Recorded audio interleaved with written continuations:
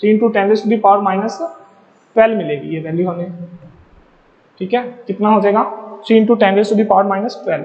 अब आ जाते हैं देन आगे क्या दे रखा है, these spheres are then connected by a conducting wire. इनको एक वायर से कनेक्ट कर दिया। वायर से कनेक्ट होने के बाद क्या होगा, जब हम दोनों को कनेक्ट कर देंगे तो उसका चार्ज उसके अंदर ट्रांसफर होगा, और जब तक ट्रांसफर होता रहेगा जब तक कि दोनों इक्वल ना हो जाए, ठीक है।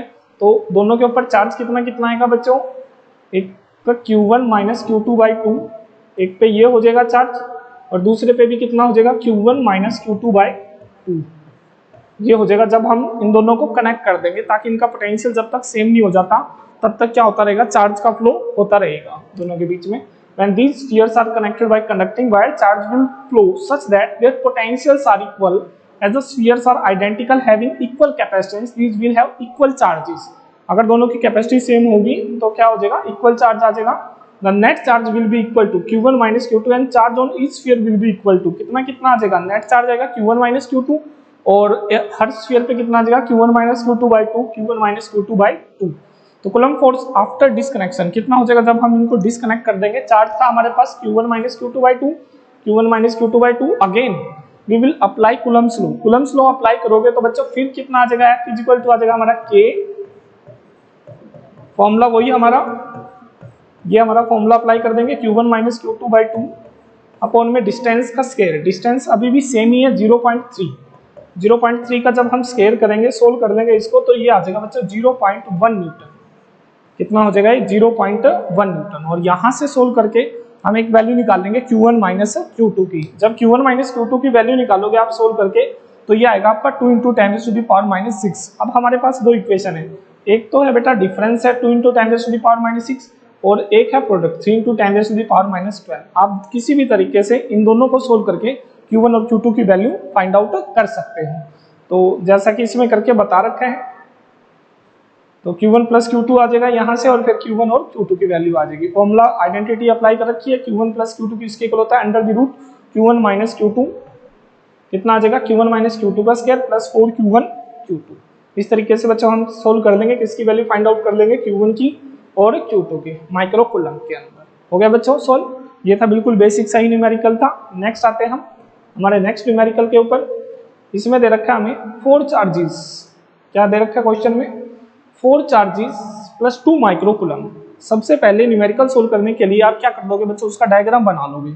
डायग्राम बना लिया आपने तो ज़्यादा इजी हो जाता है और आपका कंसेप्ट बिल्कुल क्लियर होना चाहिए, क्या कहाँ से क्या दे रखे हैं, क्या क्या वो पूछना चाह रहा है, उसी के अकॉर्डिंग आपने सोल्व करना है। कुछ बुक्स में कैसा लिखा होता है, पहले सॉल्यूशन दे रखा होता है, बाद में उसको बताते हैं, मतलब कंसेप्ट गेन नहीं कर पाते बच्चे, ज़्यादातर बच्चे क्रैमिंग कर देते हैं, रट्टा मार देते हैं, उनका रिजल्ट भी आ रहा है लेकिन उनका फिर आगे आउटपुट नहीं आता, क्योंकि वो फिजिक्स को एक रट्टेबाजों की तरह समझते हैं। रट्टा नहीं मारना है, समझ के करना है, समझ में आए तो करना है वरना नहीं करना है। ठीक है, बढ़ते हैं, देखते हैं ये न्यूमेरिकल आपको समझ में आ रहा है या नहीं आ रहा है। समझते हैं कैसे, क्या क्या दे रखा है। स्टेटमेंट रीड करते जाएं और अपने हाथ को चलाते जाएं, डायग्राम बनाते जाएं, गिवन लिखते जाएं। ठीक है, और फिर जो फॉर्मूला आपको पता है उसके अकॉर्डिंग आप देखो कि इनके बीच में ये वाला फॉर्मूला लगेगा या ये वाला फॉर्मूला लगेगा।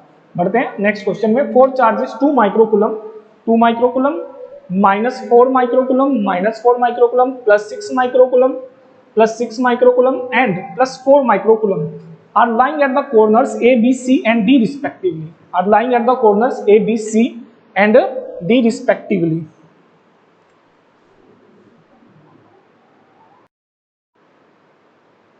तो देखो बढ़ते हैं हमारे क्वेश्चन की तरफ। क्वेश्चन क्या था बच्चों हमारा, ये था 0.1 मीटर, साइड कितना कितना है बच्चों 0.1 मीटर। अब दिक्कत ये आती है कि दे रखा था स्क्वायर, एग्जाम में आ गया पेंटागन, हेक्सागन, किसी भी तरीके का है बेटा, डायग्राम बनाना है और नेट फोर्स देख लेना किस पे निकालना है। ठीक है, find the work done in assembling the charges.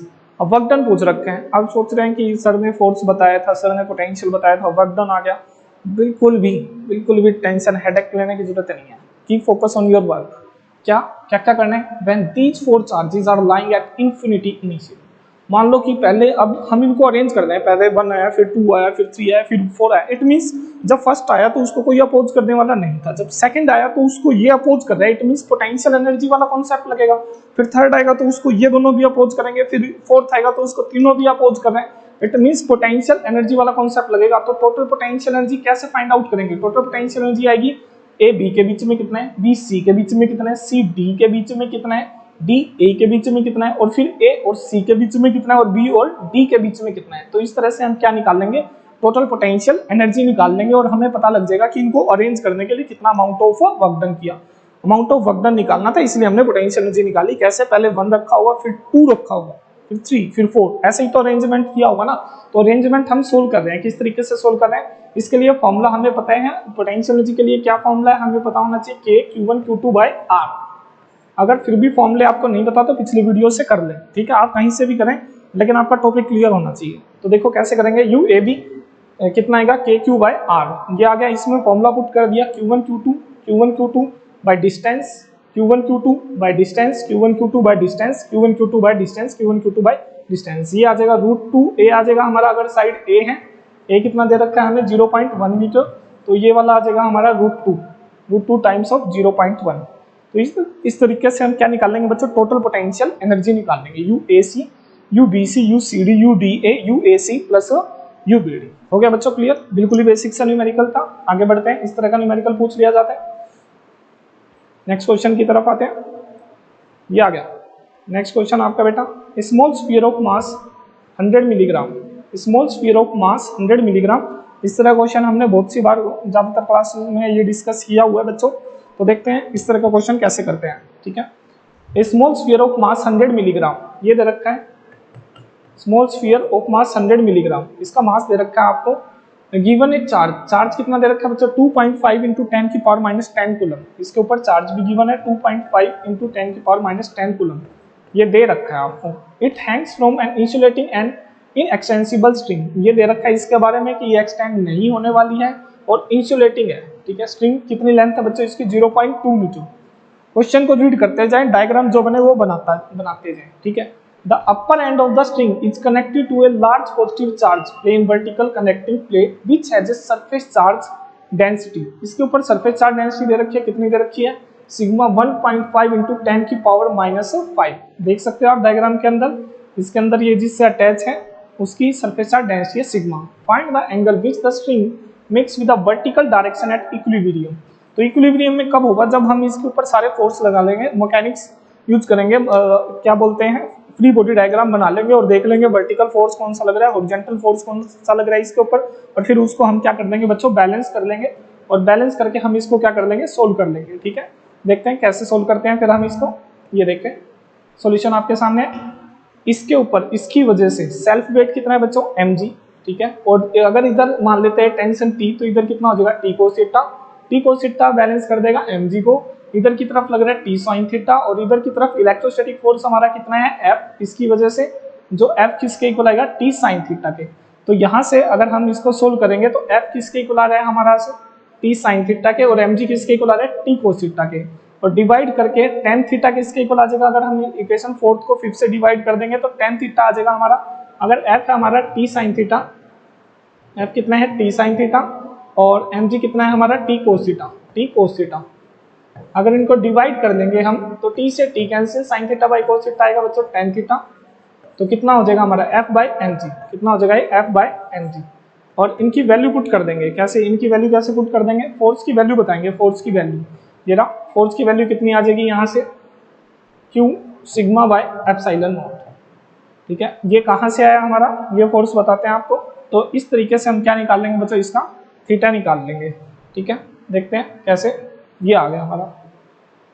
इससे पहले हमें पता है F किसके इक्वल होता है बच्चों, QE के, charge into electric field intensity. अब यहाँ पे जो इलेक्ट्रिक फील्ड इंटेंसिटी है वो किसकी वजह से, इसकी वजह से, सिंगल सीट की वजह से, और सिंगल सीट की वजह से कितना होता है हमारा सिग्मा बाय एप्सिलॉन नॉट। ये होता है हमारा इलेक्ट्रिक फील्ड इंटेंसिटी, कितना होता है इलेक्ट्रिक फील्ड इंटेंसिटी। तो ज्यादातर बुक्स में जो क्वेश्चन दे रखा है उसमें तो बस डायरेक्ट ही बता रखा होता है उन्होंने कि इलेक्ट्रिक फील्ड है, लेकिन इस क्वेश्चन को उसने घुमाया कैसे कि एक सीट और दे दी, एक सीट और दे दी, तो इट मीन सीसी की वजह से इलेक्ट्रिक फील्ड है, और इसकी वजह से जो इलेक्ट्रिक फील्ड इंटेंसिटी है वो बच्चों किसके इक्वल आएगा, सिग्मा बाय एप्सिलॉन नॉट को। अगेन मैं फिर से रिपीट कर रहा हूँ, कई बच्चों का थ्योरी कॉन्सेप्ट क्लियर नहीं होता, तो थ्योरी को अच्छे से समझे, बिल्कुल अच्छे से समझे, तो ये क्वेश्चन बहुत ज्यादा इजी लगेंगे, ठीक है। ज्यादातर हमने जो ऑब्जर्व किया है, बच्चे क्या कर रहे हैं, थ्योरी का रट्टा मारते हैं और फिर सोचते हैं न्यूमेरिकल हो जाएगा। बेटा रट्टा मारने वाला भी गलत है, मरवाने वाला भी गलत है, दोनों के दोनों ही पापी कर रहे हैं। तो रट्टा नहीं मारना है, समझ के करना है। बार बार मैं एक बात बोल रहा हूँ, फिजिक्स है, फिजिक्स रट्टा नहीं मारना है, ठीक है। जितना है उतना ही कर लो, ज्यादा कोई करने की जरूरत नहीं है, लेकिन रट्टा नहीं मारना है। रट्टा आज का पेपर आपका पास करवा देगा, आने वाले टाइम में बहुत दुख देगा, बहुत दुख देगा। भूल जाओगे, उसी नोट्स में से, उसी बुक से पढ़ना पड़ेगा। तो रट्टा नहीं मारना है, ठीक है। आगे बढ़ते हैं, कॉन्सेप्ट बेस्ड स्टडी कर रहे हैं। A thin vertical wire ring, a thin vertical wire ring, ये देख सकते हो आप, रिंग है आपके सामने। Very long uniformly charge straight wire are so placed that one end of the wire coincide with the centre of the ring. क्या कर रहे हैं, इसका एक एंड कहाँ से, सेंटर से मिल रहा है, यहाँ से। The total charge on the ring is Q, ring के ऊपर चार्ज कितना है बच्चों, Q। हालांकि ये डेरिवेशन हमारे सिलेबस में है। Has a uniform charge per unit length equal to lambda, find the interaction force between the ring and the straight wire.